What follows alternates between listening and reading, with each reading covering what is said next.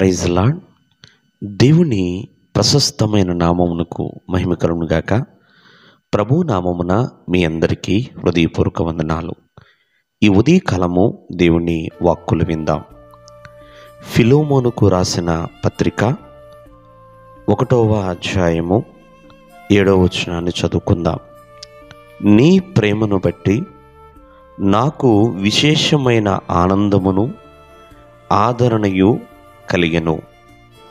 ప్రియులరా, భక్తుడైన పౌలు గారు వారు కలిగి ఉన్న బృందాన్ని బట్టి, శిష్య బృందాన్ని బట్టి, ప్రాముఖ్యంగా ఫిలోమోనును బట్టి ఎంతగానో ఆనందిస్తున్నాడండి.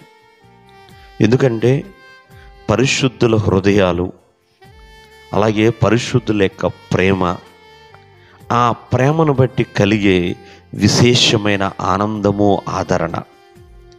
ఈరోజున చూడండి, ఒక విశ్వాసి ఆత్మీయంగా చక్కగా నిస్వార్థమైన ప్రేమ కలిగి ఉంటున్నాడంటే ఆ ప్రేమకు కారణము ఆ ప్రభువు అయిన యేసుక్రీస్తు వారండి.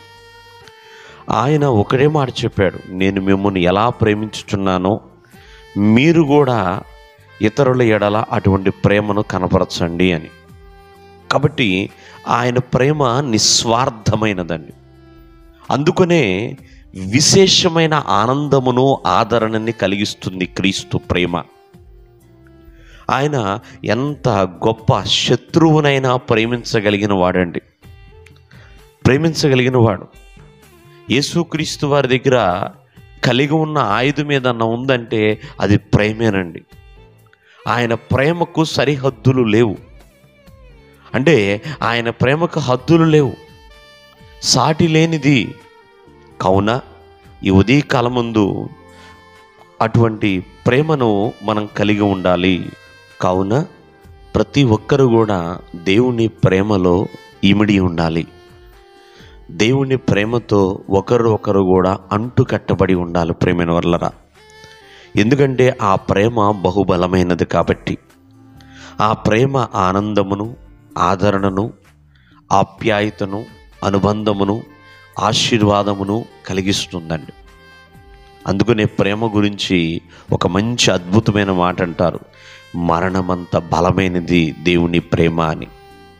కావున ఇక్కడ ఫిలోమోన్ ప్రేమను వల్ల ఈ పత్రికలో మనం చూస్తున్నాం.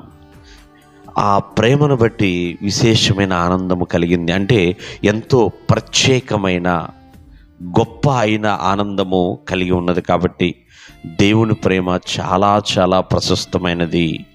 దేవుడు మిమ్మల్ని ఆశీర్వదించును గాక. ఆమేన్.